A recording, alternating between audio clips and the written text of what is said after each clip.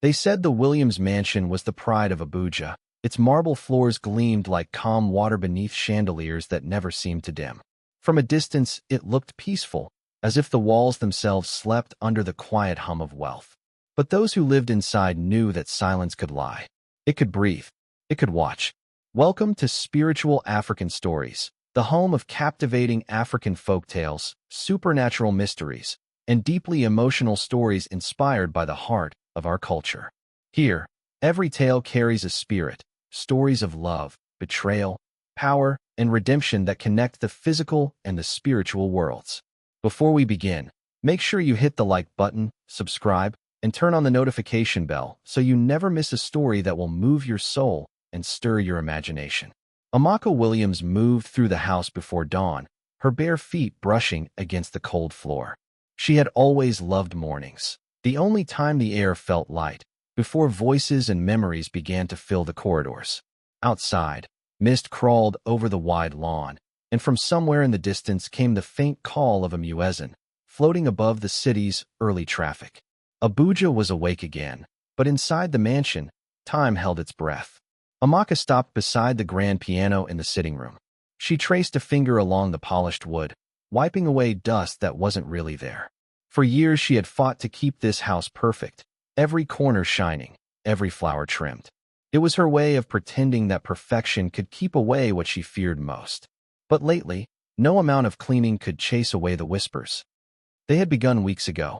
First, faint sighs in the hallway, soft as a child's laughter. Then the sound of footsteps when everyone else was asleep. Jude, her husband, said it was the wind. The house was large.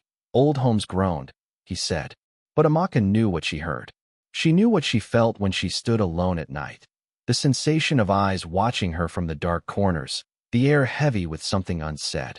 Her daughter, Chidera, had started waking in tears. The girl was only 12, fragile and brilliant, with a laugh that could melt even Jude's stone face. But now that laughter had become rare. Sometimes Chidera would point at the ceiling and whisper, "Mama, they're calling again." Each time Amaka's heart would seize. She would hold her daughter close and hum the lullaby her own mother had sung in Enugu years ago, a tune she hadn't dared sing since she married into this house. Amaka's mother had once warned her, "There is blood in that man's family, Amaka, the kind that remembers." She had brushed it off then, anxious superstition from the old ways. She had fallen for Jude's charm, for his strength, for the empire he was building in real estate and oil. He had promised her the world, and he had given it, until the world began to take something back. The first sign had come 3 years after their wedding, when Jude's father died without warning. The doctors said heart attack, but the old man's eyes had been wide open, frozen in terror. Then Jude's younger sister, Adiz, drowned in their swimming pool one quiet afternoon. She had been alone. There were no ripples, no struggle. The watchman swore he saw her smiling just before she went under. Jude never spoke of it. He buried his grief under work, building the family company into a national name. People called him the man with the golden touch. They didn't see the shadows in his eyes or the way his hands trembled whenever thunder rolled across the sky. Amaka sighed and walked toward the window, watching dawn stretch over the hills. The city lights faded, giving way to sunlit rooftops and glittering cars below.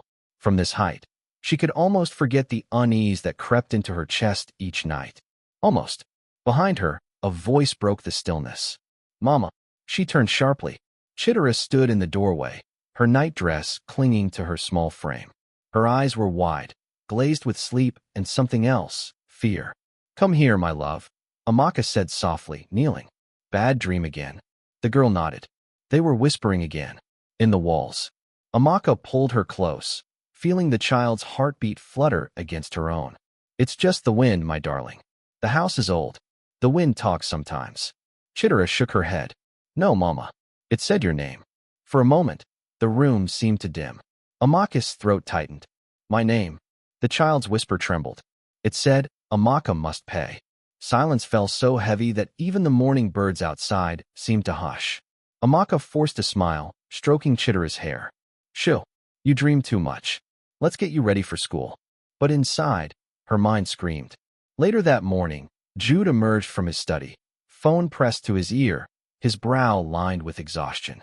He was tall, imposing, the kind of man who filled a room with presence alone. But lately that presence felt cracked. He ended his call and looked at his wife. The board meeting's in an hour. Where's Benson? He was supposed to check the generators. He left before dawn, Amaka replied. He said something about a noise in the basement. Jude frowned. That man will turn this house upside down one day. Always chasing shadows. Amaka hesitated. Maybe we should call a priest. Or someone to bless the house. Jude's eyes hardened. We've been through this.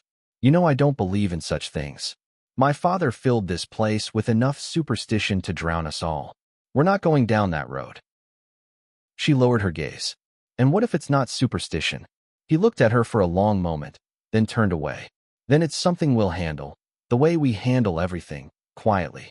He left, and the echo of his footsteps followed him out like a closing door. That evening, the storm came.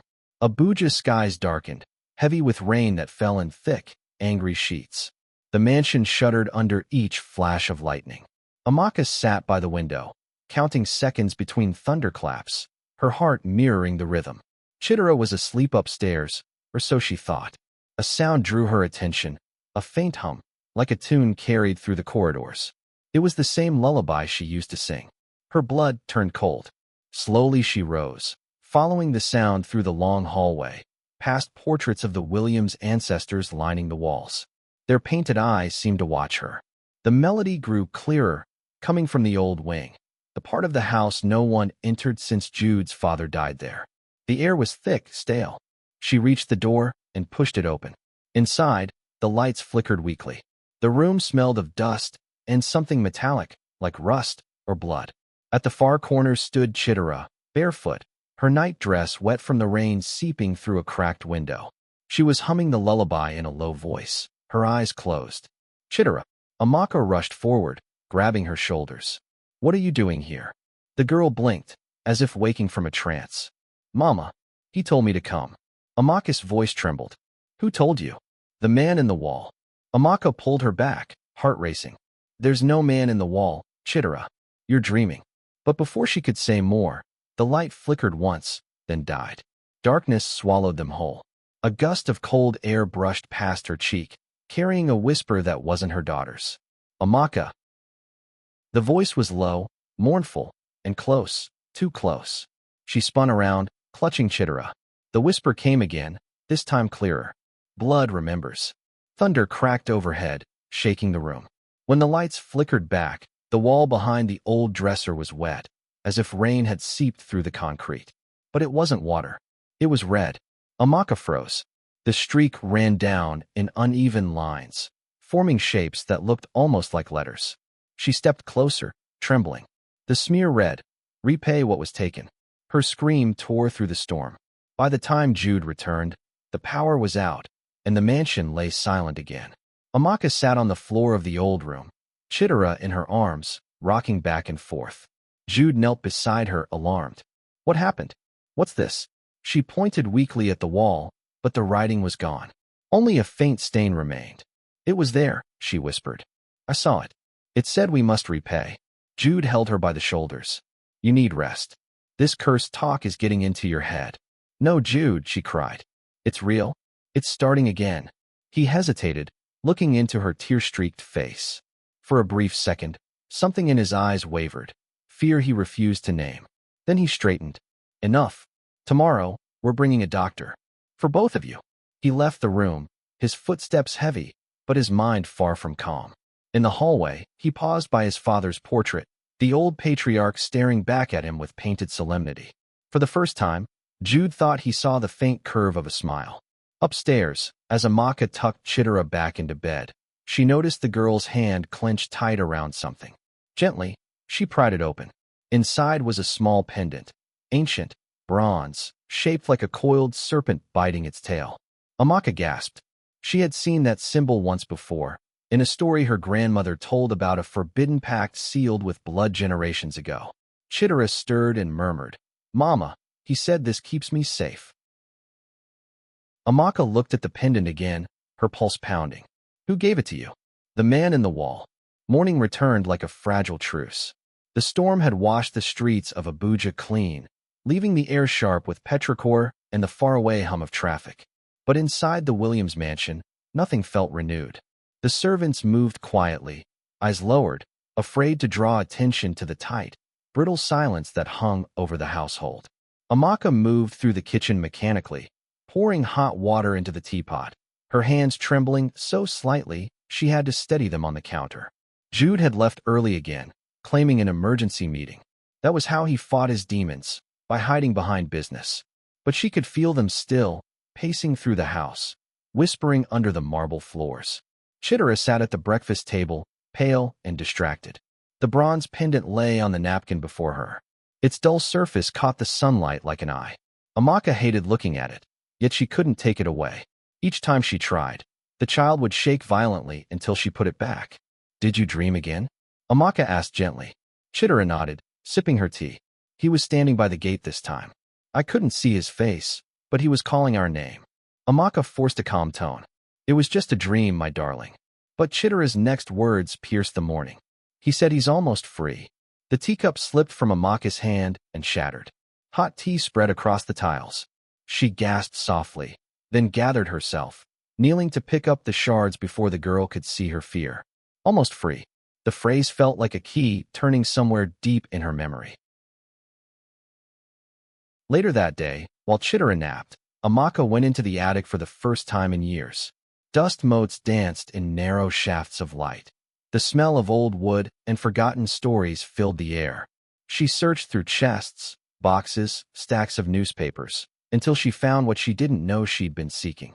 An old wooden trunk, carved with symbols identical to the serpent pendant. Her pulse quickened. She opened it carefully. Inside lay brittle documents bound with faded red ribbon. One of them, half-eaten by time, bore her father-in-law's signature alongside a name she recognized only from Igbo folklore. Onwunwanyi, the woman of death. According to the letter, generations ago, the first Williams, then a traitor named Jude Okonkwo Williams, had struck a pact. In exchange for endless prosperity, he offered his bloodline to the spirits of retribution, binding the firstborn of every third generation as payment. Wealth for life, a child for eternity. Amaka's stomach churned. Jude's father had been the second generation. That meant the third was Chidera. A wave of nausea rolled through her. She stumbled back, clutching the papers. At that exact moment, thunder rumbled again, a single, dry roll though the sky outside was clear. The sound didn't belong to weather. It came from within the walls. That night, Jude returned home later than usual, the smell of whiskey on his breath. Amaka confronted him in the study, her voice trembling. "Jude, tell me the truth. What did your father do? What is this curse?" He stiffened. "Where did you hear that word?" She held out the papers. "In your attic." "I know now." His eyes went cold. He took the papers, glanced at them, then threw them into the fireplace. Flames devoured the old script instantly. "You shouldn't have touched that," he said quietly. "Why?" she cried. "Our daughter is suffering. Tell me." Jude turned toward the fire, his face ghosted by the glow. "My father told me stories when I was young, about how our ancestor bargained with an Alusi for wealth. I thought they were myths. But when Adiz died, and father followed, I began to wonder." He paused, eyes distant. He said there was a way to break it, but it required a sacrifice greater than the pact itself. Amaka's breath caught. What kind of sacrifice? He never said, only that the mother would know when the time came. Her knees weakened. The mother. Her. Jude looked at her with a sorrow she had never seen. "I built everything to outrun that story. I thought money could bury blood. But curses have roots deeper than marble." Before she could reply, the lights flickered again. The fire dimmed until the room was a blur of shadows. Then came the whisper, low, intimate, sliding between their words. "Repay what was taken." Both froze. The sound seemed to crawl along the walls, circling them. Jude grabbed the poker from the fireplace. "Who's there?" No answer. Just the smell of damp earth, strong and sudden, as though the ground itself had split open beneath the house. A shriek tore through the ceiling, Chidera's voice. They ran upstairs, hearts pounding. Her bedroom door slammed shut before they could reach it. Jude threw his weight against it once, twice, until the lock splintered. The room was empty. Curtains fluttered inward though the windows were closed. On the wall above the bed, written in a child's careful scrawl, were words that froze Amaka's soul. The bloodline must end. Jude searched the room frantically, calling his daughter's name. Amaka moved toward the wardrobe and heard faint sobbing from inside. She flung it open and found Chidera crouched at the back, trembling. The pendant in her hand glowed faintly, casting bronze light on her tear-streaked face. "He said it's time, Mama," the girl whispered. "Who said?" "The man who looks like Daddy." Amaka's breath hitched. She looked up at Jude, but he was already pale, staring at the pendant. "That symbol," he murmured. "It was on my father's ring." Something inside Amaka broke then, the part of her that still believed this could be explained away by logic or science.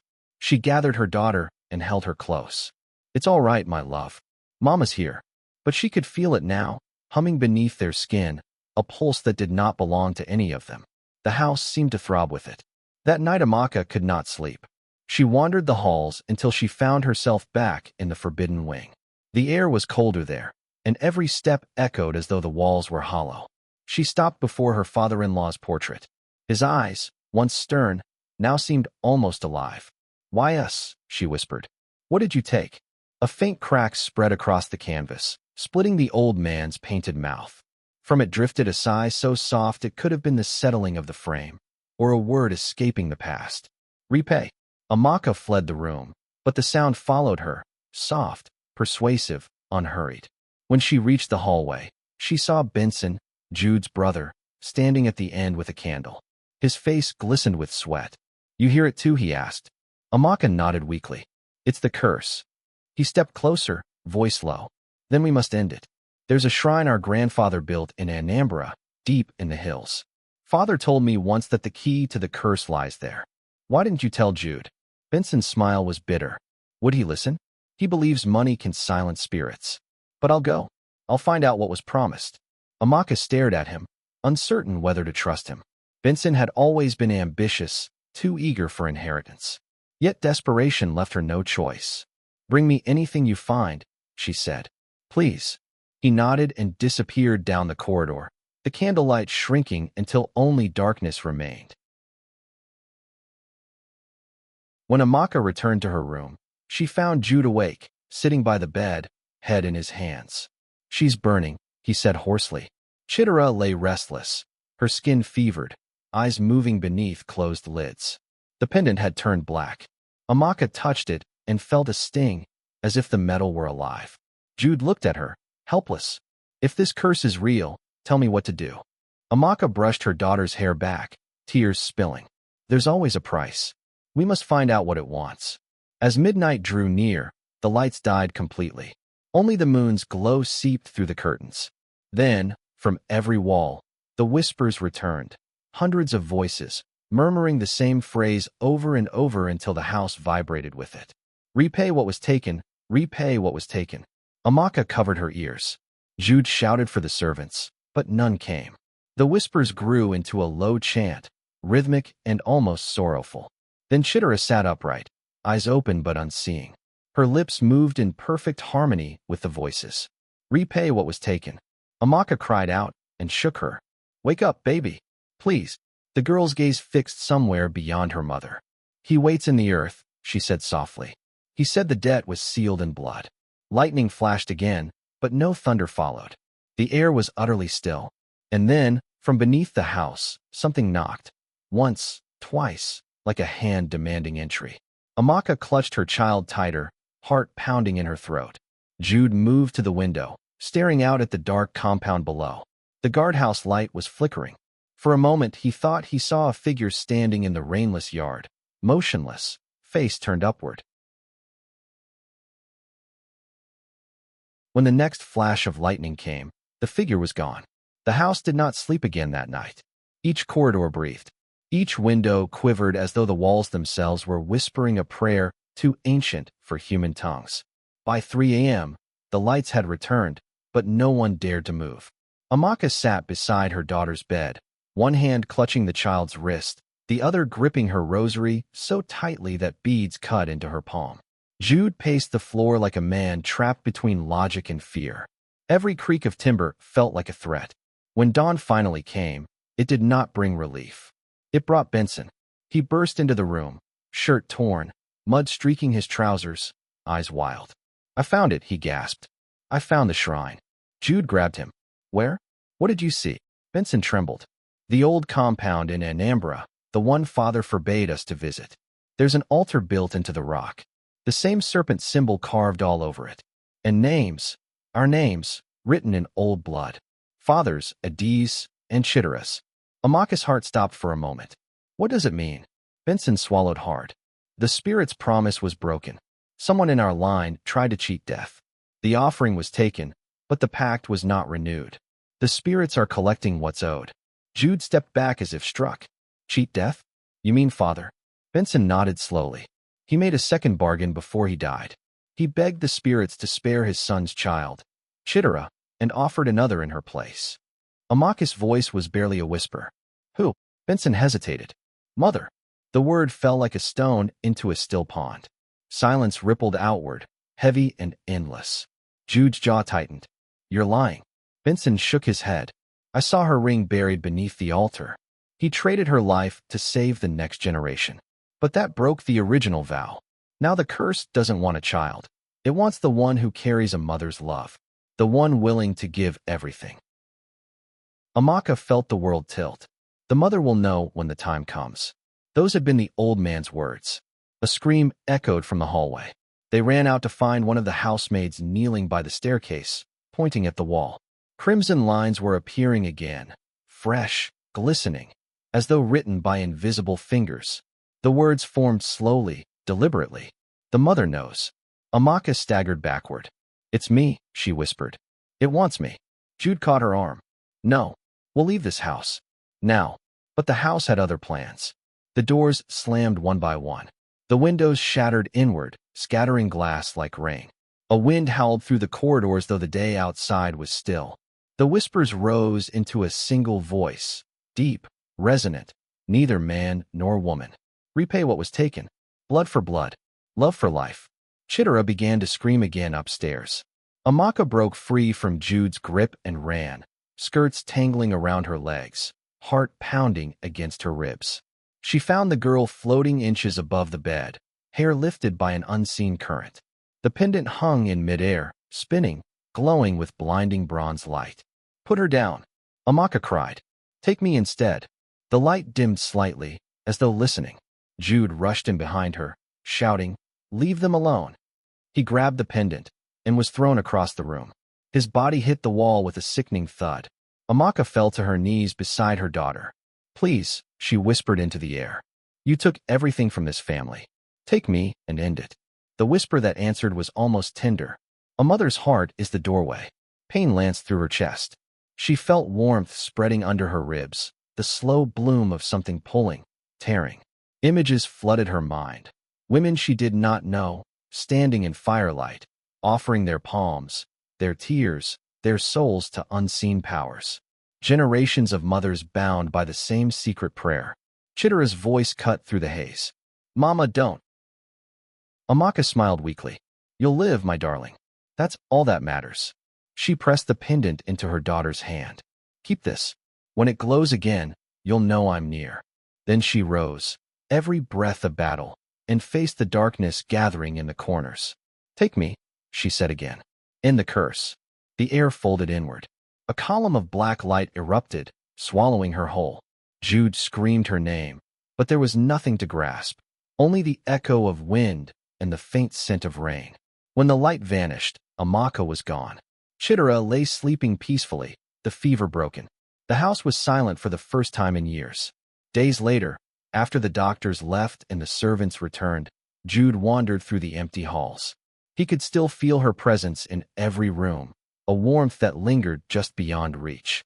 On the wall above the staircase, the red writing had faded into faint gray lines, almost invisible. But one phrase remained clear. Debt paid. He touched the words and felt a pulse, like a heartbeat beneath plaster. For a moment, the house exhaled, a sigh of release. At night, Chidera sometimes woke and swore she could hear her mother humming softly, the same lullaby drifting through the quiet mansion. And each time, the bronze pendant glowed faintly against her chest, casting a gentle light that kept the shadows at bay. Outside, Abuja continued its restless rhythm. Cars, laughter, sirens, rain. Life moved on, unaware that in one grand house on the hill, a mother's love had rewritten a curse older than memory. Yet sometimes, when thunder rolled without rain and the chandeliers swayed though no wind blew, Jude would whisper into the silence, "Thank you, Amaka." And from deep within the walls came the faintest reply, a whisper like a blessing, or perhaps a warning. Love is never taken, only borrowed. Morning sunlight crept through the tall glass windows of the Williams mansion, washing the marble floors in pale gold. The house looked calm again, too calm, like a stage after a play whose ending no one understood. For days, the servants moved about softly, whispering prayers beneath their breath, avoiding the grand staircase where the blood words had once glowed. They said Madame Amaka had joined the ancestors, that her love had conquered evil. But Jude Williams knew better. Love, in his experience, never conquered anything without leaving a wound behind. He sat in his study, staring at the same family portrait for hours. It was taken a year before the haunting began. Amaka in a wine-colored gown, her smile tender and alive, Chidera leaning against her shoulder, and himself standing behind them, pretending to be a man who had everything. Now, her smile felt like a secret she had carried to the grave. On the desk lay a stack of old documents, property deeds, letters, fragments of yellowed paper. Jude had spent every night since Amaka's disappearance going through them. He needed to know where the curse had come from, who had first bound their family to a darkness that demanded love in exchange for life. Yet each record ended in the same place, silence, as though history itself had conspired to erase the truth. Outside, rain began to fall, soft, hesitant, like footsteps retreating down a long corridor. Chidera was asleep upstairs, watched by her Aunt Ruth, Amaka's younger sister who had come to stay. Ruth was a nurse, practical-minded and brave, yet even she could not bring herself to stay in the mansion alone after sundown. Something still lived in those walls. Everyone could feel it. Jude rose, his movements slow, deliberate. He pulled open the lowest drawer of the cabinet where his father's old files were kept. A smell of dust and forgotten time filled the room. He reached inside and found a sealed envelope wrapped in brittle wax. Written on it, in faded ink, were the words, "To the next heir of the Williams name. Do not open unless blood has been shed." His heart quickened. He tore the seal open. Inside was a folded letter, written in his father's uneven hand. "If you are reading this, it means the curse has awakened again. I made choices that cannot be undone. The pact our ancestors sealed was meant to protect, not destroy. But greed turned it to poison. You must return to where it began, Nobi, our ancestral village. There, beneath the earth, lies the truth. Do not go alone. The one who carries love will always be the key." The words blurred before Jude's eyes. The one who carries love. That had been Amaka. It was always her. And yet the letter spoke of something unfinished, something buried in Nobi. He folded the page, slipped it into his jacket, and walked to the door. Outside, thunder rolled. He hesitated only once, looking up the staircase toward Chidera's room.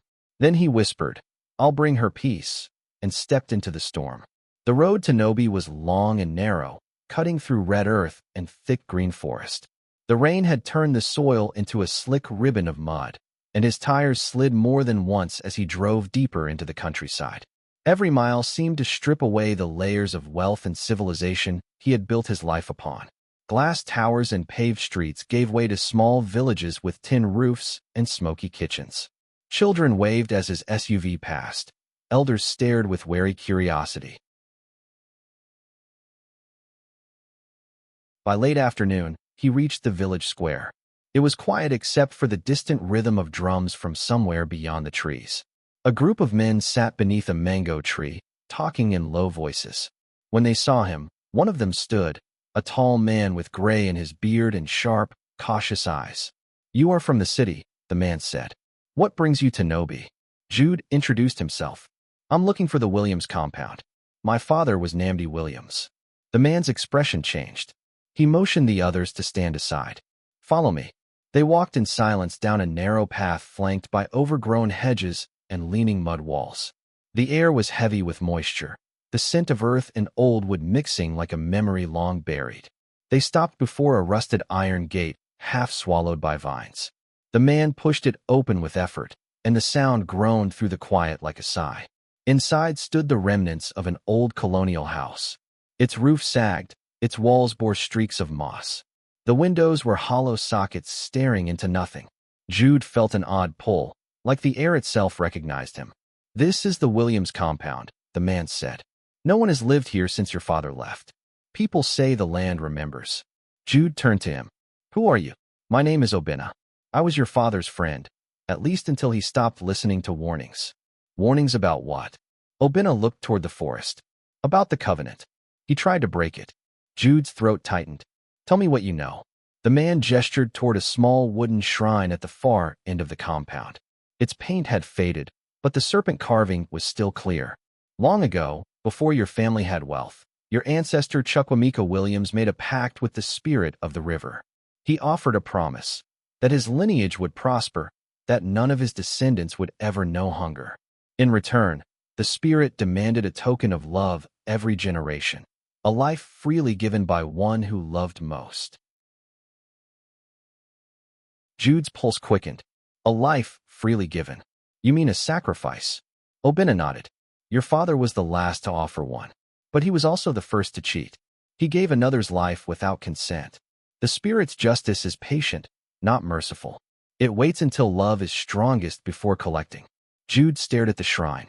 The serpent's eyes seemed to gleam faintly, though the sky was overcast. "So my wife paid for his deceit." Obina sighed. "Perhaps, but such things do not end cleanly. When love answers the spirit's call, something remains behind. You may have quiet now, but the debt changes shape." He reached into his pocket and handed Jude a small leather pouch. "Your father left this with me, in case the curse rose again. Inside is the river stone, the mark of your lineage. If you truly wish to end this, you must return it to the water where the covenant began." Jude opened the pouch. Inside lay a small stone, smooth and dark as night, warm to the touch. It pulsed faintly, like something alive. "Where is this river?" he asked. Obina pointed beyond the forest. "Neka River. But go at dawn. Night belongs to the ones who remember." Jude thanked him and turned to leave. But as he walked toward his car, a question burned in his mind. "If the offering must come from love," he asked, "what happens if there is no one left to give?" Obina looked at him with sad eyes. "Then the spirit takes what it chooses." Night fell heavy over Nobi.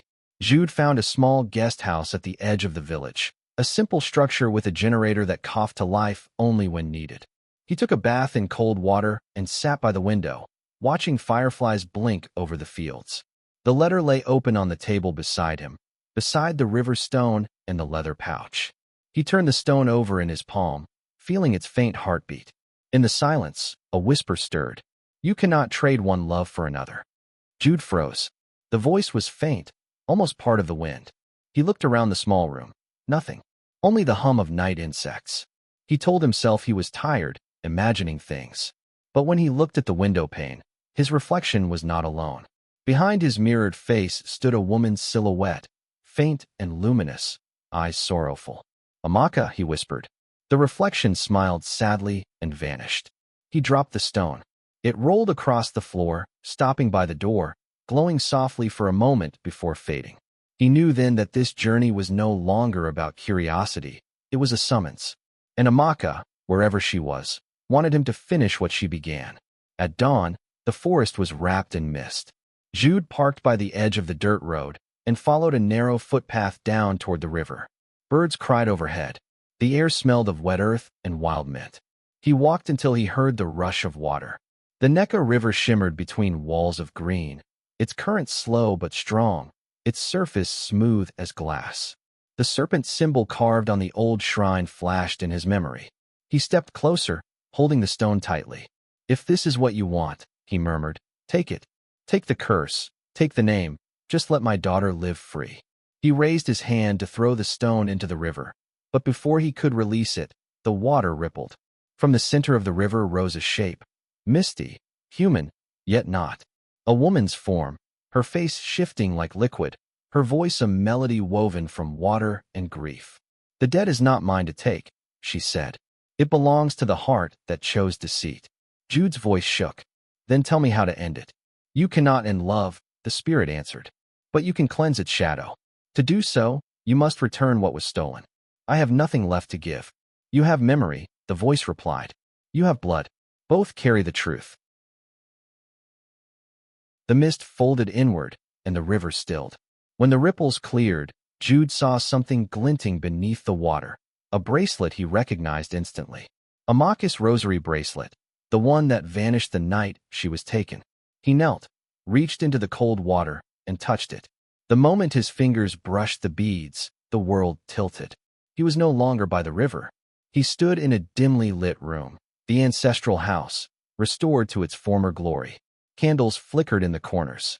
And before him stood his father, alive, dressed in the white of ritual. Namdi, Jude whispered. His father looked older than he remembered, weary, his eyes hollow. You should not have come, he said. The spirit remembers blood. Then tell me why you did it, Jude said. Tell me why you offered mother. Nambi's gaze faltered. Because I was weak. I loved you too much to lose you. When your mother fell ill, the spirit demanded an exchange. I offered her life instead of yours. She forgave me with her last breath. But forgiveness cannot break a covenant. Jude's voice hardened. And now it's taken Amaka. His father closed his eyes. Love repeats itself. That is its curse and its gift. Then help me stop it. You cannot, the old man said quietly. But you can carry it differently. Jude stepped forward, anger trembling in his chest. What does that mean? His father smiled faintly. Find the truth beneath the earth. The first offering lies there still. The room dissolved around him, and Jude fell back into the rushing cold of the river. He gasped for air, clutching the rosary bracelet. The forest was silent again, the morning sun breaking through mist. In his hand, the stone had cracked open, revealing something small inside, a shard of bone wrapped in gold thread. He stared at it, realization dawning like dawn's cruel light. The first offering, his ancestors' pledge, was not just symbolic. It had been sealed with real blood. And now, the curse would not rest until the same bloodline returned the relic to where it was first taken. The wind was still when Jude climbed the slope back toward the compound. The cracked stone in his hand pulsed faintly, as though reluctant to be silent. Beneath its jagged edges, the tiny fragment of bone glimmered with a pale light, like something that had waited centuries to be found. He drove until the road ended, then walked the rest of the way through knee-high grass. The forest was heavy with damp air and the smell of iron-rich soil. He could hear the faint hiss of the Neckar River behind him, like a whisper urging him onward. Obinna was waiting near the broken gate, his face grave. You went to the river, he said quietly. Jude nodded. It gave me this. He opened his palm to show the cracked stone and the glint of gold thread. Obinna's eyes widened. Then it has begun to remember you. What lies inside that stone is the remnant of the first vow. Your ancestor offered it when he begged the spirit for prosperity. Jude's voice was low. Where did he make the offering? Obinna pointed toward the back of the ruined house. There is an old well there. It has been sealed for generations. They say beneath it is a chamber, the foundation of the curse itself. Jude did not hesitate. He walked to the rear of the compound where tangled weeds hid a circle of crumbling bricks. The cover of the old well was a slab of iron, half sunk into the mud. Together, he and Obinna pried it loose. The metal groaned. A gust of air, cold and ancient, rose from the darkness below. The smell was of dust and river stone and something faintly sweet, like dried flowers long dead. Jude peered down. A narrow ladder of rusted iron disappeared into the shadows. Obinna crossed himself. You must not go alone. I started this, Jude said. If it kills me, maybe it will stop there. He gripped the ladder and descended. Each rung creaked under his weight. The light above faded until there was only a dull glow from his phone, its beams slicing through thick cobwebs. The walls were slick with moisture, carved with strange, looping symbols that seemed to move when he wasn't looking directly at them. After what felt like minutes stretching into years, his boots touched solid ground. The tunnel widened into a small chamber of stone. In the center lay a slab carved with the serpent emblem. Around it, jars stood in a circle, some cracked, some still sealed with wax. Each was marked with a name. He brushed dust from one, Chukwamika Williams. Another read, Obiagili Williams. Then, Namdi Williams. The last jar at the far end was newer. It bore no name, only a symbol of intertwined rings. Jude felt his throat tighten. He reached for it and froze. A whisper coiled through the darkness. Do you seek to end what love began? The air stirred. Shadows lengthened along the walls, forming the shape of a woman in flowing cloth. Her face was obscured, her presence both tender and terrible. Jude steadied himself. If love began it, let truth finish it. The shadow moved closer. Truth has no end, only a return. He lifted the jar. Inside, something shifted, the faint sound of liquid, thick and slow. When he opened it, a scent of iron filled the room. It was blood, perfectly preserved. Beneath it lay a ring, Amaka's wedding ring. His hand trembled. She's still bound to it, he whispered. Even in death. The voice in the chamber sighed like wind through reeds. Love does not die, child of Namdi. It changes form. She waits beyond the veil, guarding what you will soon awaken. What must I do? Bring the bone to rest beside the first offering. The river will remember the balance. Jude unwrapped the tiny fragment of bone. It was small, perhaps from a child's hand. A terrible understanding dawned. His ancestors' vow had begun with the life of an innocent, not a willing heart. The foundation of all their wealth was not sacrifice born of love, but of cruelty. He felt nausea rise. All of this, he whispered, built on one child's death. The air trembled. Now you see why the curse can never sleep. The spirit does not punish love, it punishes deceit. He stepped closer to the central slab, where faint grooves ran across its surface. He placed the fragment of bone within one of them. For a moment, nothing happened. Then light began to seep from the cracks, spreading like veins through the stone floor. The jars shook. The serpent carving glowed red. The whisper turned into a low hum that filled the chamber. Jude staggered backward. His phone light flickered out. In the darkness, the voice came again, no longer soft, but thunderous. The blood remembers. The debt renews. A cold wind burst from the well above, swirling dust and fragments of stone. The chamber began to quake. Jude fell to his knees, covering his head as the jars shattered one after another, releasing clouds of crimson mist. From the center of the storm rose a shape, half human, half serpent, eyes like molten gold. The spirit of the river. You seek redemption. It hissed, its voice echoing through the stone. But redemption cannot be bought. It must be lived. Jude forced himself to stand. Then tell me what to do. Your blood carries both sin and sorrow. Only one who bears the mark of both can set the scales right. The child must return. His heart stopped. No, not Chidera. The spirit's gaze softened, almost pitying. Every curse ends where it began. A child's life built your fortune. A child's heart must cleanse it. But the offering need not die. It must choose. She's too young to understand. Then teach her truth, the spirit said, before others teach her fear. With that, the vision faded. The wind died. The chamber fell silent except for the steady drip of water from the ceiling. Jude stood alone, trembling, his face wet with sweat or tears, he couldn't tell. He looked down. The jars were gone, their dust scattered. Only the serpent carving remained, now cracked down the middle, as though time itself had split open. He took the bone fragment and the ring, wrapped them together in his handkerchief, and began the long climb back up the ladder. When he emerged into daylight, Obinna was waiting anxiously by the well. What did you find? He asked. Jude could barely speak. The truth. And a warning. Obinna frowned. You look as if you've seen death. Jude's eyes were distant. Worse. I've seen what love costs. He turned toward the car, the old compound behind him whispering in the wind like a mouth trying to speak. The air above the trees shimmered faintly, as though the spirit still watched. On the drive back to Abuja, memories of Amaka's last words replayed in his mind. When it glows again, you'll know I'm near. The pendant around Chidera's neck had begun to glow again the night before he left. He hadn't told anyone, but now he understood why. The curse had shifted its gaze. Back in the city, dusk painted the skyline in bruised colors. Ruth met him at the door, worry etched on her face. You've been gone for 2 days, she said. Chidera's been asking for you. He stepped past her, voice flat. Where is she? In her room. She says Mama talks to her at night. He froze. What? She hears her voice. Ruth whispered. She says Mama tells her stories about the river. Jude walked down the hall, heart pounding. From behind the door came the sound of soft singing, a lullaby Amaka used to hum. He pushed the door open. Chidera sat by the window, the bronze pendant glowing against her chest. Her eyes lifted slowly to him, calm and knowing in a way that made his skin crawl. "Daddy," she said, "Mama says the river is waiting." Jude knelt beside her.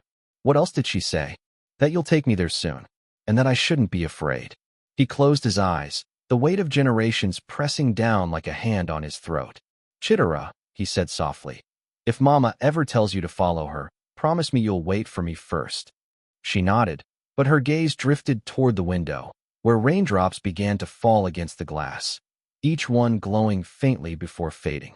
The house seemed to sigh again, as though breathing in her name. That night, Jude couldn't sleep. He sat in the study, staring at the relics on the desk, the cracked stone, the rosary bracelet, the ring. The pieces of his family's curse lay before him like an unsolved equation. He opened his laptop and searched for anything about the Necker River's mythology. Most records were fragments of oral tales. A goddess who loved too deeply, a betrayal that split heaven from earth, a serpent who guarded the bridge between love and death. One line in particular caught his attention. "The river does not take the willing, it takes the truthful." He whispered the words. The truthful. If that was true, perhaps the curse demanded not another life, but a confession, one strong enough to heal what deceit had poisoned. He turned off the light and sat in darkness, waiting for dawn. But long before dawn came, he heard footsteps in the hall. Small, bare feet. He opened the door and found Chidera standing there, eyes wide, the pendant glowing brighter than ever. "Daddy," she said, "Mama says we have to go now." The road to the river was little more than a winding ribbon of mud and shadows. The moon hung low, casting long, trembling reflections on the water that waited ahead like a sleeping beast. The night air was heavy with the smell of damp earth and something older, something that made Chidera cling tighter to her father's hand as they walked. Jude said nothing. His face was hard, his eyes hollow from sleepless nights and unanswered questions. The journey underground had shown him truths he was not ready to believe. The bones of the first child offered, the marks carved into stone, the whispering presence that had followed them from the tomb back to the surface.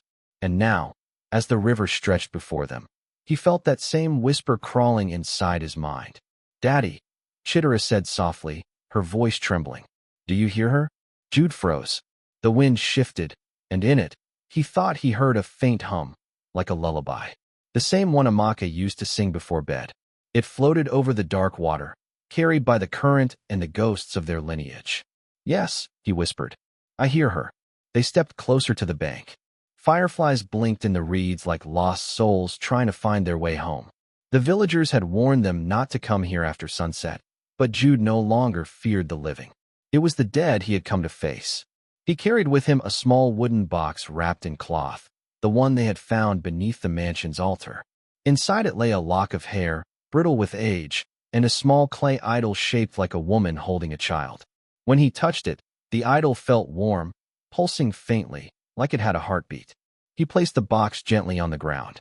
"Amaka," he said into the darkness, "if you can hear me, if any of this is true, show me." The river seemed to hold its breath. Then the air thickened, rippling like heat over asphalt. Chidera gasped as the water began to glow faintly, a dull amber spreading across the surface.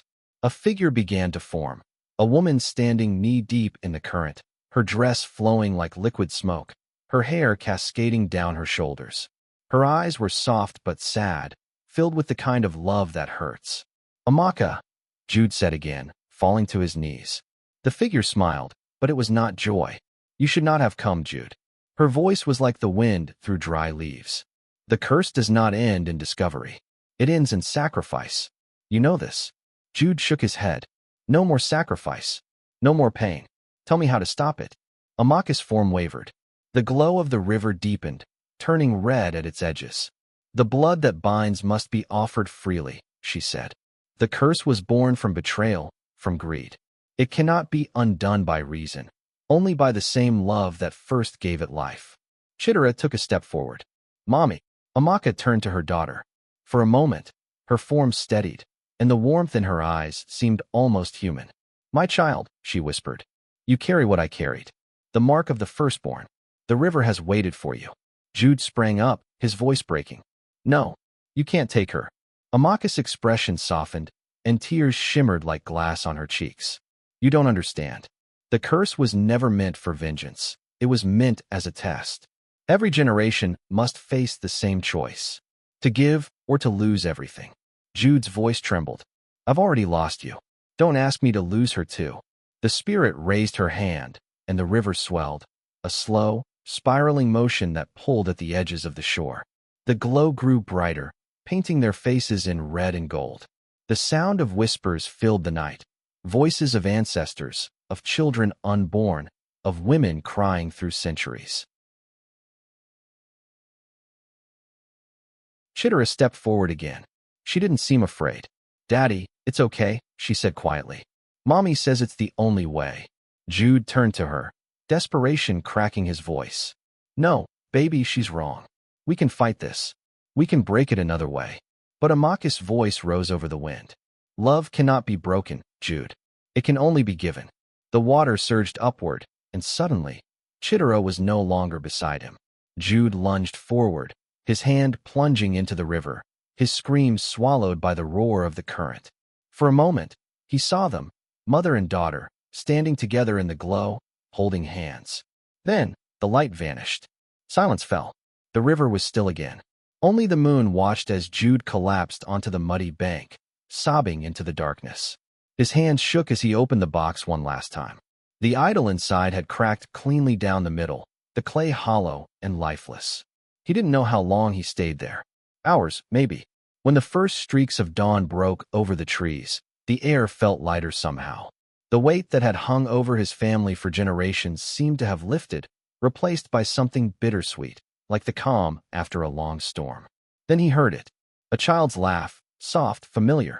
It echoed from the far side of the river. "Chidera." He stumbled to his feet, searching the mist. For a heartbeat. He saw her there, standing on the opposite bank, her dress dry, her smile bright. She waved, just once. Behind her stood Amaka, her hand resting gently on their daughter's shoulder. Then they were gone. Only ripples remained. Jude fell to his knees again, the cold mud clinging to his clothes, the sound of his grief swallowed by the rising sun. But as he knelt there, he felt something warm against his chest, a heartbeat that wasn't his. When he reached inside his shirt, he found the idol whole again, glowing faintly. He stared at it in disbelief. The curse had not vanished. It had changed. And deep within him, a voice whispered, soft, maternal, but resolute. "Protect her line, Jude. Protect what love has left behind." He rose slowly, staring at the river one last time. The water reflected the morning light like glass, calm, silent, indifferent. Yet beneath that calm, he knew something ancient still stirred, waiting. Because curses, he realized, were never truly broken. They only waited for their next chapter. He turned toward the path back home, the idol warm in his hand, and began to walk. Behind him, the wind carried the faintest whisper, Amaka's voice, singing once more the lullaby that had begun it all. "Sleep, my child, the night will fade. Dreams will keep the dark away." And as the last note faded, so did the shadows of the past, leaving only the echo of love and the quiet promise of what was yet to come. The morning light crept through the blinds of the small flat in Maitama, cutting pale stripes across the room. Dust floated in the air like tiny ghosts, slow and aimless. Jude Williams sat at the edge of his bed, staring at the half-empty glass of water on the nightstand.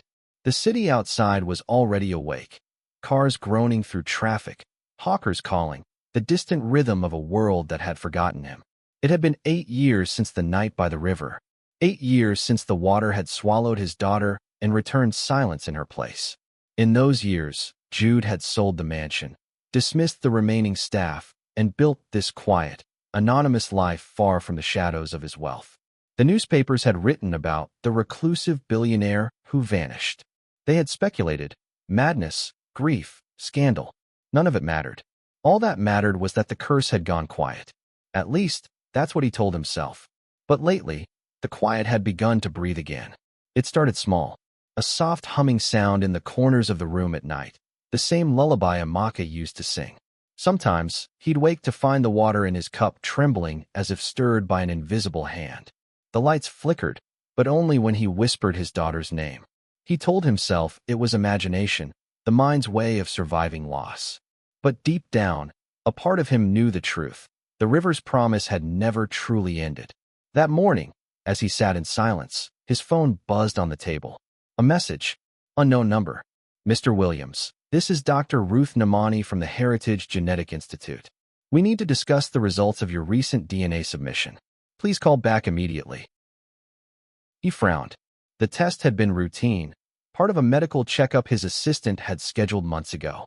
But something about the urgency in the message made his stomach turn cold. He hesitated, then dialed the number.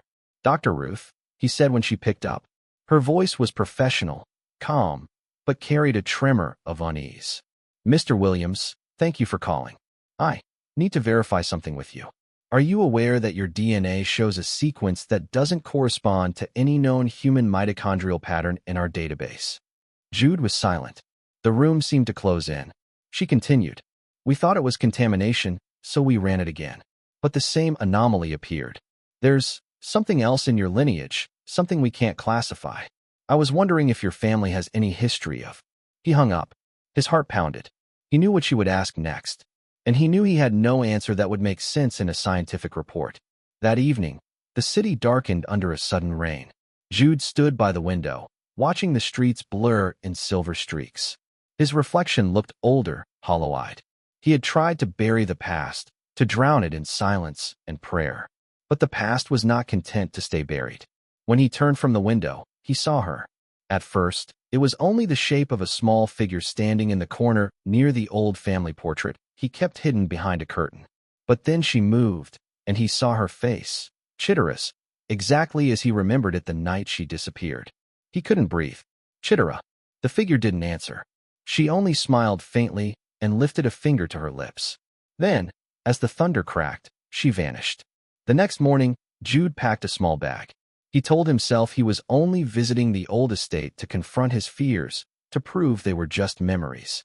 But somewhere in the depths of his heart, he knew he was being called back. The curse had woken again, and it was drawing him home. The road to the mansion was overgrown now. The once proud gates hung crooked, the paint peeled by years of rain. The air felt heavier there, as though the land itself remembered. When he stepped inside, the faint smell of sandalwood and decay filled his lungs. Every step echoed like a heartbeat. He wandered through the empty hallways, past the grand staircase where portraits of his ancestors still hung, faces that looked eerily alive in the dim light. In the drawing room, he found the old piano still standing, a thin layer of dust covering its keys. He ran his fingers across it, and one note sounded, clear and cold. The same lullaby again. He turned sharply, heart racing, but no one was there. Only the faint imprint of small footsteps in the dust leading toward the back door. He followed. Outside, the garden had grown wild. Vines wrapped around the statues, and the fountain in the center was dry, its basin cracked.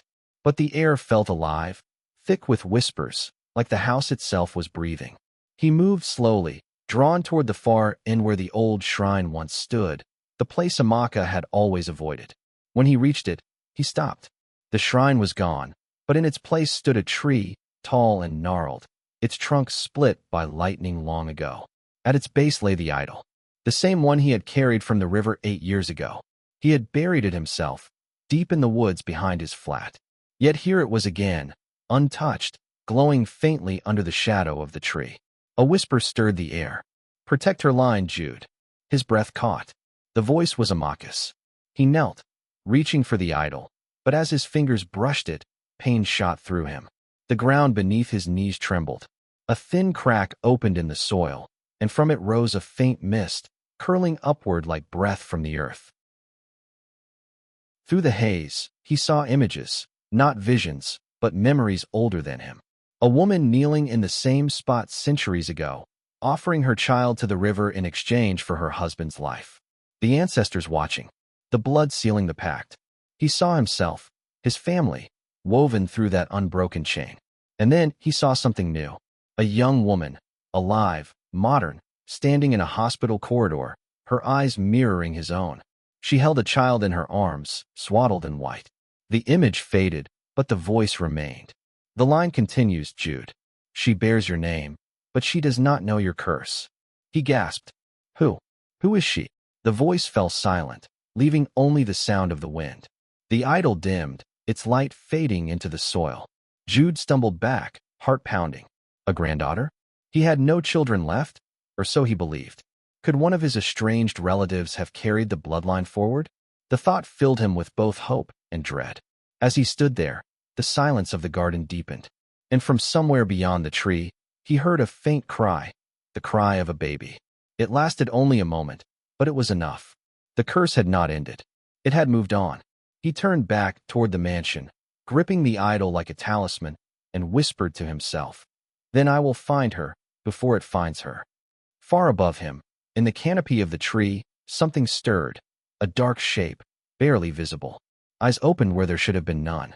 Watching, waiting. The wind shifted again, carrying a faint, familiar tune across the dying garden. The lullaby. And in that sound, Jude knew, the river had followed him home. Rain drifted down the glass as Jude sat in the back of the taxi, watching Abuja slide past, neon lights blurred by drizzle, the shuddering rhythm of wipers marking time. He'd spent 2 nights in the mansion, unable to sleep, hearing lullabies in the pipes and footsteps pacing his dreams. Now a single name burned in his mind, the name whispered by the wind before dawn, Nneka Williams. He had never met her. He hadn't even known she existed. But the records he dug from an old family trunk said otherwise. His younger brother Benson had moved to Enugu years before the curse first surfaced, married a nurse, and had a daughter, Nneka. When Benson's family was killed in a car accident 5 years later, Jude had assumed the bloodline ended. Yet one forgotten folder, water-stained and buried under invoices, told a different story. Nneka's death certificate had never been filed. Jude's hand trembled as he read the last address. A small apartment complex in Garki. He felt the same knot in his stomach that he'd felt before every revelation in his life, a twist of fear and fragile hope. If Nneka was alive, the curse had chosen her next. He reached the building just as the clouds broke. The air smelled of iron and dust. A security guard pointed him upstairs with a nod. When the door opened, Jude's breath caught. She couldn't have been more than 24.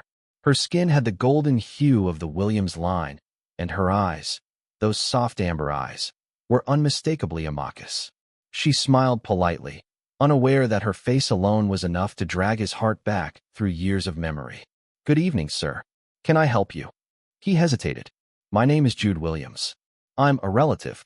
Nneka frowned, uncertain, but something in his tone softened her suspicion. "You're from my father's side?" "Yes," he said. "I knew him long ago." She stepped aside to let him in. The apartment was small, tidy, scented with palm oil and baby powder. Toys were scattered across the carpet. Somewhere in the back, a soft cry sounded, the cry of a child. "You have a baby," Jude whispered. Nneka smiled. "My daughter, Chika. She's 2. The name hit him like thunder. Chika, derived from Chidera. God has written. He swallowed hard, forcing a nod. Beautiful name. As Nneka went to lift the child from her crib, Jude felt the air thicken. The same strange pressure that had haunted him since the river brushed against his skin. He looked toward the corner of the room and froze. There, above the baby's crib, faint handprints glowed against the wall, small, like those of a child pressing from the other side of glass. Jude blinked, and they vanished. Nneka didn't notice. She turned, the child resting against her shoulder, and said softly, "You said you knew my father. Did he ever talk about anything strange? I've been having these dreams lately. Water, a woman calling my name, a song I don't remember learning." Her voice trembled at the edges, like she feared the answer. Jude forced himself to speak. "Your dreams aren't just dreams, Nneka. They're memories. Our family carries something old, something bound to love and loss." She laughed nervously. "You make it sound like a ghost story." "It is," he said quietly. "And it's not finished." He told her everything. The mansion, the curse, Amaka's sacrifice, the river that had demanded blood for protection. Nneka listened, her eyes wide, her arms tightening around her child. When he finished, the room was silent except for the rain tapping at the window. Finally, she said, "If what you're saying is true, then what happens to us?" "The curse follows the firstborn," Jude said. "Your daughter may be the next mark." Neka shook her head violently. "No, I won't let that happen." He reached for her hand. "Then we must face it before it claims her. There's a place, an ancestral shrine near the river. It's where it all began. We go there tonight." She stared at him, torn between fear and trust. "You sound mad." "I was," he said, "until I learned madness and faith look the same when you stand before the impossible." Outside, thunder rolled again. The lights flickered. When Neka looked down, Chica was staring at something over her mother's shoulder, eyes wide, tiny hand reaching toward the dark hallway. "What is it, my love?" Jude turned. The corridor was empty, but for a heartbeat, he thought he saw a shimmer of movement, a silhouette of a woman, hair flowing like river water. He whispered, "She's already here." They left before midnight. The streets were slick and empty. Abuja hushed under the weight of another storm. Jude drove, the old idol wrapped in a cloth on the seat between them. Neka clutched her child close, whispering prayers under her breath. As they crossed the city limits, the air grew colder. The road turned from asphalt to red earth, leading toward the hills. Lightning flashed, revealing trees bending under the wind. Neka broke the silence. "Why now? Why after so many years?" Jude's hands tightened on the wheel. "Because love does not die, and curses do not forget. The river remembers every promise." She stared at him, then at her sleeping child. "And if it asks for another sacrifice?" He didn't answer. He couldn't. At the edge of the old estate, the car's headlights swept across the crumbling gate. The air shimmered faintly around it, a veil of mist rising from the ground. Jude stopped the engine. "We walk from here," he said. Neka hesitated, but followed. The night felt thick, alive. Crickets had gone silent. In the distance, the sound of rushing water whispered like breath. When they reached the courtyard, the earth was soft beneath their feet. The mansion loomed beyond, half consumed by vines, windows dark as eyes that had seen too much. Neka shuddered. "It feels like it's watching us." "It is," Jude said. He led her toward the tree at the garden's edge, the same that had grown from the shrine's ruins. It looked older now, its trunk swollen, bark etched with strange markings. At its base, the soil pulsed faintly with a reddish glow. Jude knelt, placing the idol on the ground. "Amaka," he whispered. "I kept my promise. I found her." The wind rose, carrying a low hum. The lullaby again, but twisted, distorted, sung by voices too many to count. Neka's baby stirred, eyes opening wide and unblinking. "Uncle Jude," Neka's voice cracked. "Something's happening." The glow spread, forming symbols in the dirt. Jude recognized them, ancient Igbo sigils of blood and inheritance. His pulse thundered in his ears. He turned to Neka. "Whatever happens, don't run. The curse feeds on fear." But before he could say more, the ground trembled. Roots burst from the soil, curling around their ankles like living things. Neka screamed, clutching Chica tightly. From the shadows, a shape emerged, tall, feminine, her eyes burning with the dull light of the river. Amaka's face again, yet different, colder, older, less human. "Jude," the spirit said, voice rippling through the air. "You have brought her." He shook his head violently. "Not for sacrifice, for freedom." The spirit's smile was both loving and cruel. "Freedom has a price." Lightning split the sky, and for a heartbeat, the spirit's face flickered, becoming every woman who had ever given a child to the river. Generations staring through her eyes. "Blood calls to blood," she said, "and the river waits." The roots tightened. Neka cried out as a thin line of blood trickled down her ankle. Chica began to wail, the sound piercing the storm. Jude lifted the idol. "Then take me instead." The spirit tilted her head, studying him. "The curse was never yours alone, Jude Williams. You were merely its keeper." Then, softer, "The river will decide." The world seemed to blur. The trees swayed though there was no wind. Time itself held its breath. And from within the soil, something began to rise. A second idol, larger, darker, carved from stone that glistened wet as though it had just been pulled from the depths. The lullaby stopped. The silence that followed was absolute. Jude stared at the object, heart hammering. He knew, without needing to be told, that this was the original idol, the first offering, the one that had started it all. The spirit reached toward Neka's child, but before she could touch her, the baby's cry changed. It wasn't fear anymore. It was something deeper, older.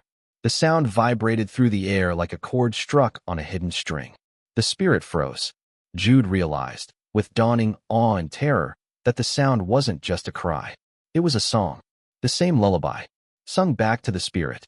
Amaka's expression faltered, confusion flickering through her ghostly eyes. Neka whispered, voice trembling. She's singing to her. The glow around them shifted, from red to gold. The roots loosened. The storm eased, replaced by a strange stillness. Amaka's image flickered again, her form thinning like smoke. Love, returned? She murmured, almost to herself. Can such a thing break what blood once bound? The light grew brighter. The spirit raised her face to the sky, eyes closing. For the first time in centuries, she seemed peaceful. Perhaps, she whispered, perhaps the river can rest. Then she was gone. The roots withdrew into the soil. The glow faded. Only the sound of Chika's breathing remained. Soft, steady, human. Neka fell to her knees, clutching her daughter, sobbing with relief.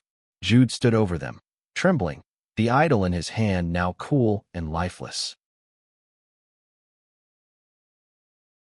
For the first time in years, he felt no whisper, no presence watching from beyond. Only silence, and the soft hum of a city slowly waking to dawn. He closed his eyes, whispering, maybe love is the only sacrifice left. The rain began again, gentle this time, washing the soil clean. But far beneath the tree, where no eye could see, the dark idol still pulsed faintly. Once, twice, like a sleeping heart waiting for its next dream. Morning rose softly over Abuja, gilding the rooftops in liquid gold.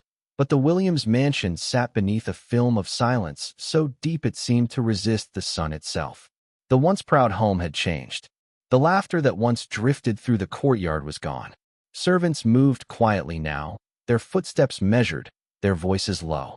Even the birds that used to sing from the jacaranda trees avoided the windows, as if they too had learned to fear what lingered behind those walls. Jude sat by the long window of the study, a cup of untouched tea cooling beside him. Years had passed since the river night, that dreadful, miraculous night when the spirit of Amaka had appeared beneath the moon, when the curse had whispered its truth through the wind. His hair had begun to gray around the edges, and his once sharp eyes had softened into something distant, a man who had seen too much and carried even more. Abuja thrived beyond his gates, skyscrapers rising, new money flowing, children laughing on their way to school, but in Jude's heart, time had not moved. He had tried to rebuild. He had expanded his charity work, poured his wealth into hospitals and orphanages, and created scholarships in Amaka's name. Outwardly, he was the portrait of redemption, but inside, he knew better. The curse had never vanished. It had only gone quiet. He could feel it sometimes in the stillness of the night, a pressure in the air, a faint hum like distant thunder. It was as if the walls themselves were holding their breath, waiting. His only comfort was the presence of Chidera, now 17. She had grown into a graceful young woman, brilliant, compassionate, and fiercely determined to step out of the shadow of her family's name.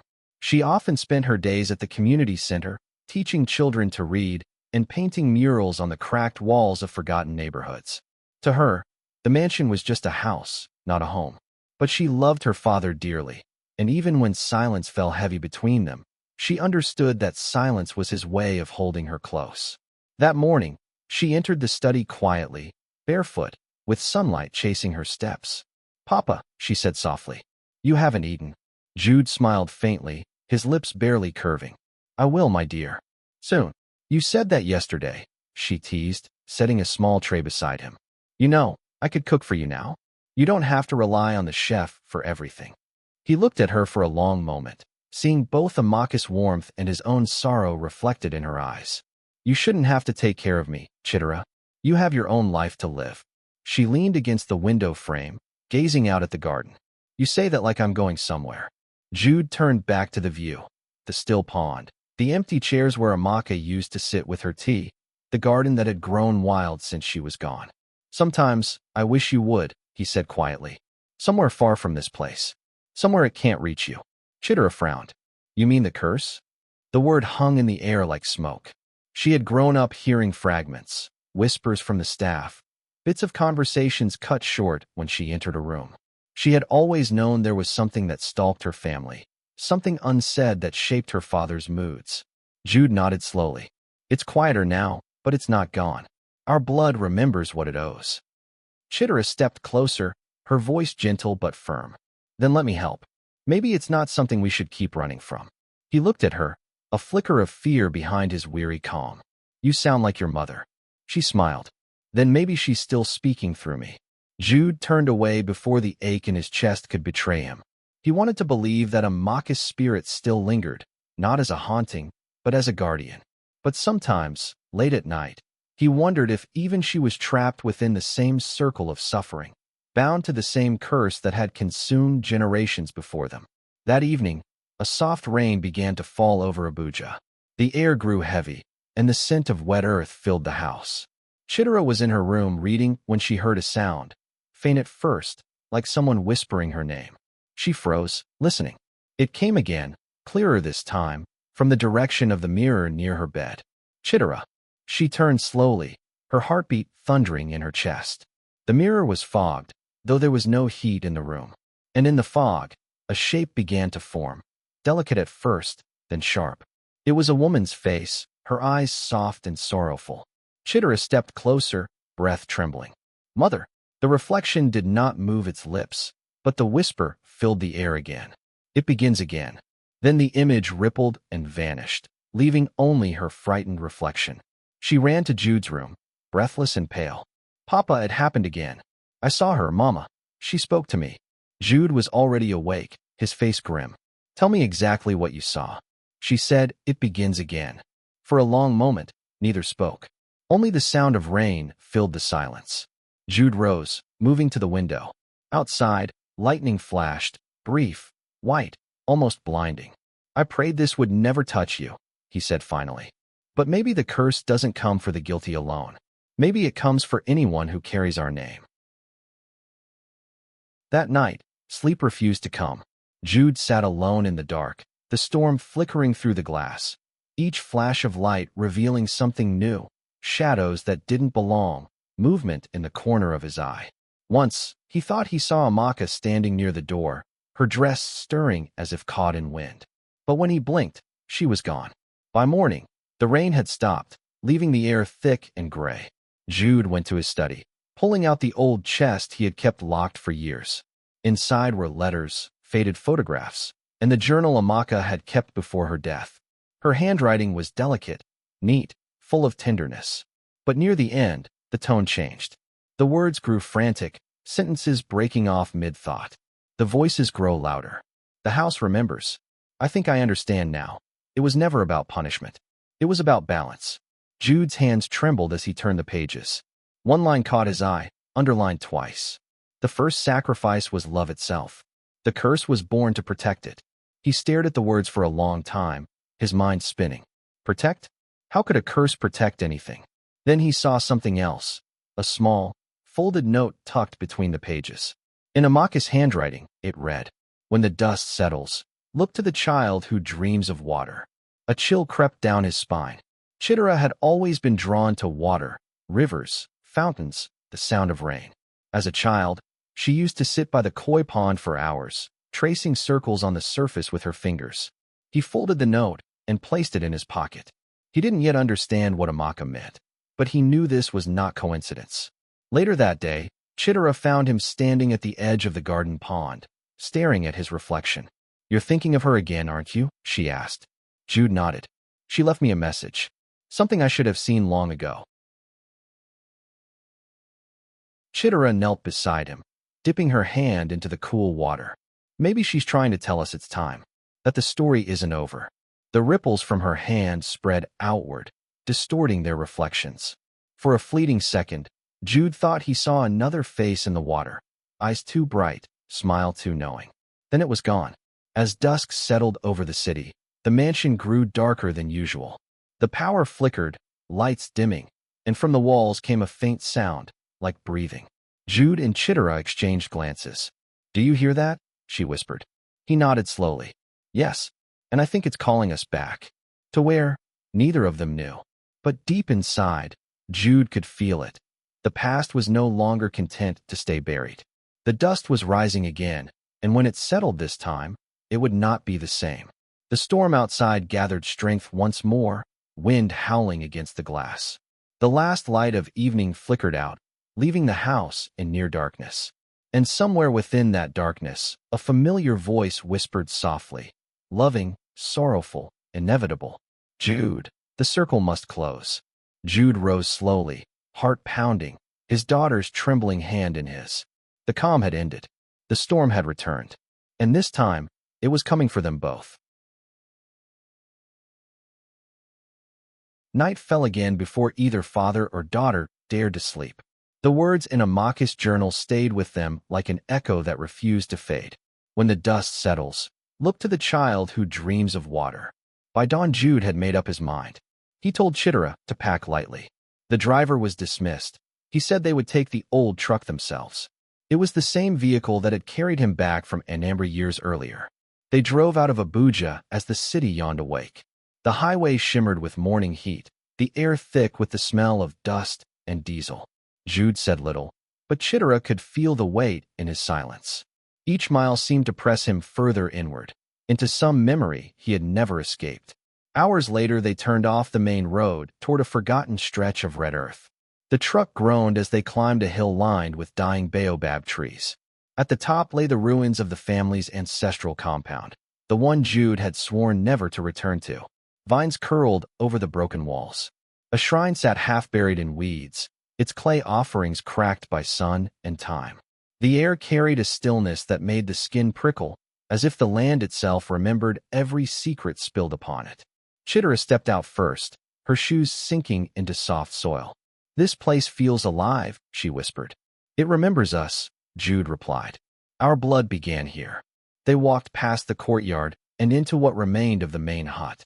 Jude knelt before the hearth, brushing aside layers of dust until the outline of a carved symbol emerged, a circle with 3 lines crossing its center.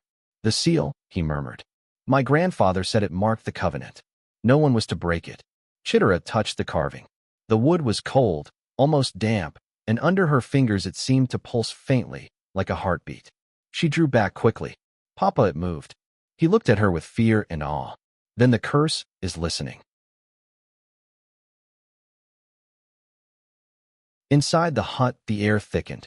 The light from the doorway dimmed, though no cloud passed the sun. Jude took Amaka's journal from his coat and opened it to the last page. The ink had faded to a faint brown, but the words seemed to rise off the paper. The first sacrifice was love itself. The curse was born to protect it. He spoke aloud, voice trembling. "Amaka, if you can hear me, show us what you meant." The air trembled. A low hum spread through the floor, the same vibration Chidera had once heard in her dreams. The walls blurred. The hut seemed to dissolve until they stood in a vision that was not memory and not dream, a place between. Before them appeared a woman draped in blue light. Her face was calm, her eyes infinite with sorrow. "Amaka," Jude breathed. Her voice came not through sound, but through the air itself. "The curse was never meant to destroy you. It was meant to guard the promise your ancestor broke." Jude's mind reeled. "Promise? What promise?" "Generations ago," she said, "one of your fathers sought power beyond measure. To build his empire, he took what was not his, the life of a maiden pledged to the river goddess. The blood of innocence bound his wealth, and from that day, every child of his line owed a debt to the water. I saw the truth too late. My sacrifice only sealed it anew." Chidera stepped forward, tears brimming. "Then what must we do to end it?" Amaka turned to her daughter. "It must be balanced, one life freely given for all who came before. But the offering must come from the purest heart, untainted by greed or guilt." Jude's knees weakened. No, not her. The spirit's light flickered like candle flame in wind. The circle closes when the child who dreams of water returns to it.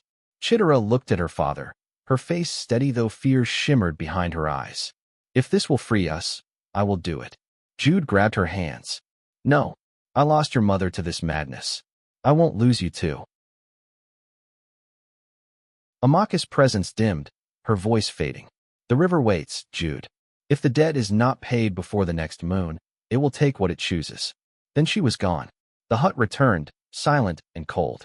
Only the faint circle on the floor glowed softly for a moment before fading back into dust. For hours they sat together outside, the wind rustling through tall grass. Dusk crept in. Somewhere a lone bird called, mournful and distant. Jude stared at the horizon. She can't mean it literally. There must be another way, a prayer, an offering, something. Chidera touched his arm. Papa, maybe she's right. Maybe this is why it keeps coming back, because no one was ever willing to give freely. He shook his head. Your mother gave, and it only started again. She gave out of desperation, Chidera said quietly. Maybe it needs love without fear. Night descended fully. A thin mist rolled from the forest, curling around their feet. Jude felt an old dread stir in his chest, the same he'd felt years ago by the river's edge. Then came the sound, a steady murmur, like water flowing where no river should be. It came from beyond the trees. Chidera stood. It's calling. Stay here, Jude said, rising. But she had already started walking, drawn by something unseen. The mist parted as she moved, revealing a narrow path glowing faintly under moonlight. Jude followed close behind, heart pounding. The path wound downward through thick trees until it opened onto a clearing where a pool shimmered, still and silver beneath the moon. The same place where Amaka's spirit had once appeared. The water glowed softly, breathing with light. Chidera stepped to the edge, tears on her cheeks. It's beautiful, she whispered. Jude caught her arm. Don't. She turned to him, eyes filled with calm resolve. All my life I've felt it. In dreams, in the rain, in the quiet moments when you thought I wasn't watching. It isn't just a curse. It's a promise waiting to be fulfilled. Before he could stop her, she knelt and touched the surface. Ripples spread outward, shimmering with faint blue light. The ground trembled. The pool deepened, swirling into a whirl of silver. From its center rose a figure, half woman, half water, her form luminous and terrible in beauty. Jude fell to his knees. River Mother, he whispered. The spirit regarded them both. Blood has carried debt upon debt. What is freely offered, I will receive in mercy. What is withheld, I will take in hunger. Chidera looked to her father. Papa, please. Let me. Jude's heart broke. Every breath felt like glass in his chest. If there must be a life, he said hoarsely, take mine. Spare her. The spirit's gaze softened. You are bound by guilt. The circle began with greed. It cannot end with guilt. It ends with love. Chidera smiled faintly through her tears. Then it must be me. She stepped forward, into the glowing water. It rose around her ankles, her knees, her waist. Jude cried out, but the spirit held him still with invisible power. The water enveloped Chidera completely, then stilled. For a moment, all was silent. Then the pool shone with a brilliance so bright Jude covered his eyes. A surge of wind swept through the clearing, scattering leaves and dust high into the air. When the light faded, the water was calm again, clear, shallow, and empty. Jude collapsed at the edge, sobbing. But through his tears he noticed something new. The reflection in the water was no longer just his own. Amaka stood beside him, radiant, holding Chidera's hand. Both smiled peaceful. Her voice came softly, as if carried by the breeze. Love was the price, but also the salvation. The curse is broken, Jude. Live now, not in fear, but in memory. The reflection faded, leaving only the moon's quiet glow. The night stilled. Even the wind seemed to bow in silence. Jude remained there until dawn, the rising sun burning away the mist. Birds returned, singing tentatively, as if testing a world newly freed. He rose at last, weary but lighter than he had felt in decades. He looked once more at the water, whispered a prayer, and turned toward the path home. Behind him, the pool shimmered one final time before settling into perfect stillness.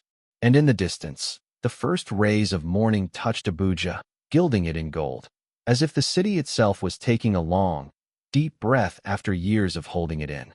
Morning spilled over Abuja like a quiet blessing. Dew clung to the grass, soft mist rising from the earth as if the land itself was sighing with relief. The Williams mansion, once a place of silence and sorrow, stood bathed in light. The ivy that had withered along its walls now glimmered green again, as if touched by unseen hands. In the courtyard, the fountain that had long stood dry began to flow once more. Water bubbled gently from its heart, clear and steady, catching the sunlight in liquid threads. The servants, long fearful of the house, stood and watched in awe. They didn't know why it had happened, only that something had shifted. The heaviness in the air was gone. Inside, the study remained as it had always been. Books neatly stacked, curtains drawn wide, a photograph of Amaka smiling on the desk. Jude sat before it, dressed simply, the lines on his face deeper but softer. He stared at her image, and for the first time in many years, his eyes held no shadow. He had buried his daughter at dawn by the river she loved. There had been no priest, no mourners, just him and the whisper of the wind through the reeds. Yet, even in his grief, there was peace. He felt Amaka and Chidera both within the rhythm of the water, within every breath he took. He rose now and opened the journal, Amaka's journal, one last time. The final page, once filled with cryptic words, now shimmered faintly, the ink rearranging itself into something new. When the dust settles, remember this. Curses die when love learns to speak. He smiled faintly and closed the book. It finally spoke, he murmured.